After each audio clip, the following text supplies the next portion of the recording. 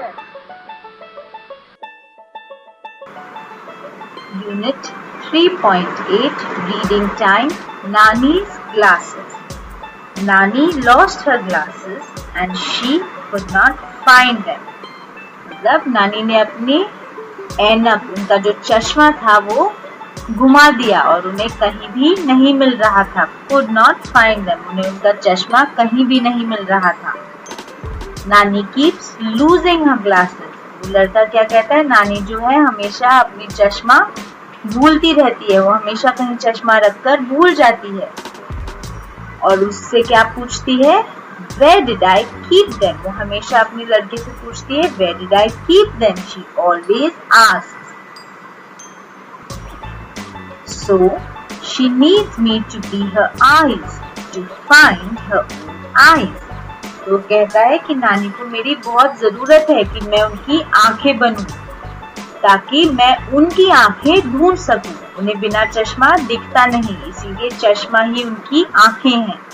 तो कहता है he needs me to be her eyes to find her own eyes. Sometimes her glasses are in the bathroom, sometimes on her bed and sometimes on her head.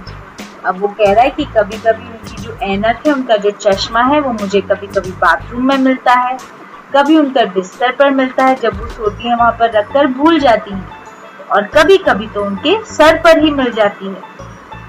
अब वो कह रहा है I looked everywhere, मैंने सब जगह ढूंढा। उनकी जहाँ पर वो हमेशा भूलती है वहाँ सब जगह, in all the usual places, जहाँ पर वो ज्यादा करके रखकर भूल जाती हैं। और वो जगह कौन सी है, on her head, in the bathroom, inside the cupboard and on the bed.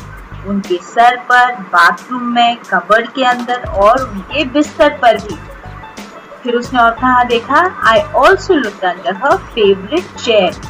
उनकी सबसे प्यारी कुर्सी के नीचे भी देखा और डाइनिंग टेबल पर, जहाँ खाने की मेज पर भी देखा, लेकिन no glasses, no luck. उसे वो चश्मा वहाँ पर भी नहीं मिला। अब वो कहता है I asked her what she had done the whole day. अब जब सारी उनकी जो जगह थी वहाँ पर भी नहीं मिला, तो अब वो लड़के को एक आइडिया आता है। अब वो पूछता है नानी से कि नानी तुमने आखिर पूरे दिन किया क्या? तो अब नानी जवाब देती है, She said, उन्होंने कहा, I did nothing much. Some cooking in the kitchen and some work in the garden. Then I spent time in reading and knitting. तो अब नानी ने उससे कहा कि मैंने आज कुछ ज्यादा नहीं किया, थोड़ा सा खाना बनाया, some cooking in the kitchen, kitchen में थोड़ा सा खाना बनाया, some work in the garden, बगीचे में थोड़ा सा काम किया, then I spent time in reading, फिर मैंने बुक पढ़ी, अखबार पढ़ी, and knitting, और फिर मैंने कुछ बुना। अब वो कहता है now I had many clues, अब मुझे बहुत सारे नए क्लू मिल गए थे, और वो क्या थे, I quickly looked around the new places in the house. अब उसने जल्दी से जो नई नई जगह नानी ने बताई वहां पर भी अब चश्मा ढूंढना शुरू किया, और वो नई जगह कौन सी थी, किचन और गार्डन।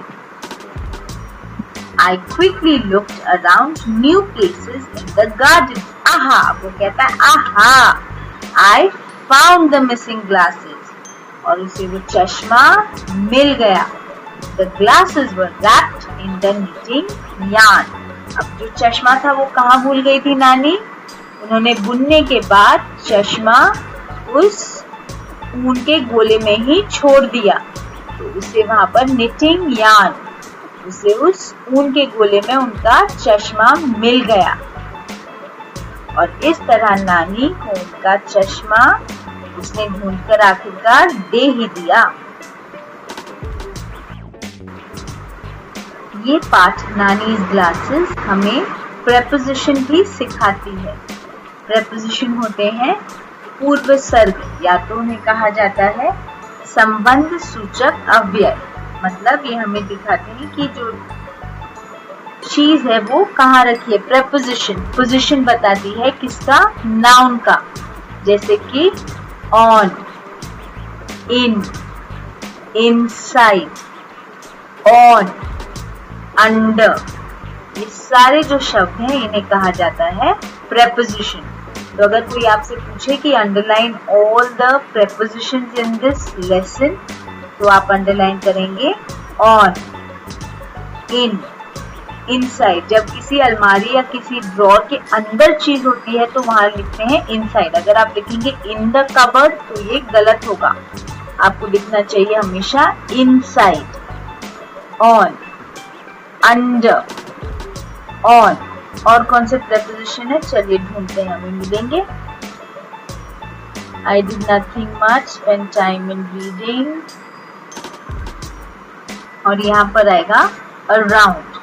तो ये जो सारे हैं ये आपको मिल जाएंगे prepositions। on, in, inside, on, under और यहाँ पर लास्ट में around। ये इस पार्ट के prepositions हैं।